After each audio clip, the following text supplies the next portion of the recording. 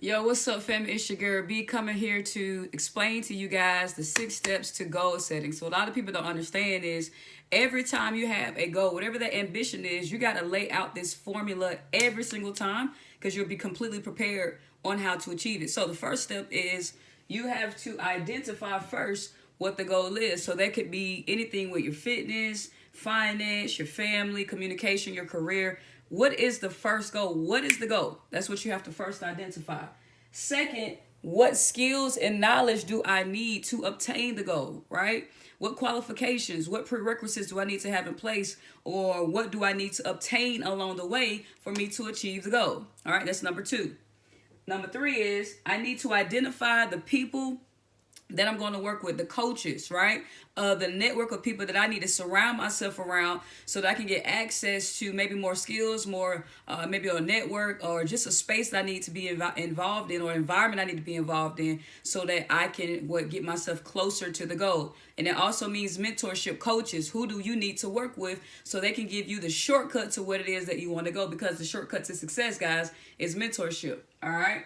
Now, number four, develop a plan of action. Now, what you want to do is write down all the things that you know you can do, because that space of the unknown, that's where God is going to intercede on your behalf. So you need to be comfortable. You need to find comfort in knowing that you don't need to know everything, because as you begin to start moving forward, the doors and that spirit is going to speak to you which way to go and that direction that you need to take to continue moving forward. So write down the plan of action of everything that you do know that you can attack and start doing that now. Don't wait till you know everything, or what's the point of knowing everything, at the beginning, right? You got to enjoy the journey. That's the process that you go through. Now, number five, obstacles that I need to overcome. You need to go ahead and identify your distractions right now, right? Is it going to be television? Is it going to be people? Is it going to be lack of planning, right? You have to set alarms. You have to write it all out in your calendar book, right? What are the distractions? What are the obstacles? Because that way, when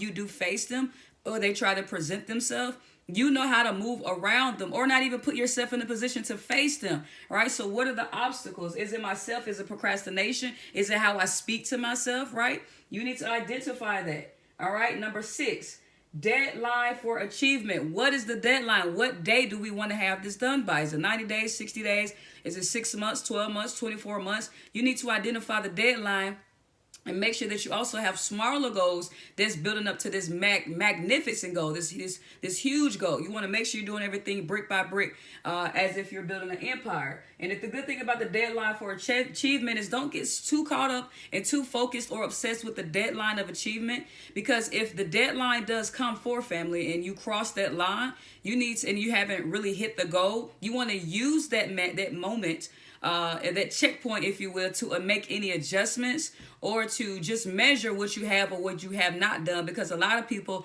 underestimate the work that's required. All right. So don't get too focused on the deadlines. It's just to help you hold yourself accountable and then just make an adjustment along the way. Right. And so last but not least, what's in it for me, family? What's in it for me? This is so important because at the end of the day, you want to be able to identify the reward. What is the end goal, right? What's in it for you? Because that will be what we celebrate, right? You finally got it done. You found out your obstacles. You wrote out the plan of action. But what's in it for you? And you want to make sure you keep this in front of you. Print out the images. Print out the pictures. Make your affirmation, right? For instance, I keep a lot of these around my house.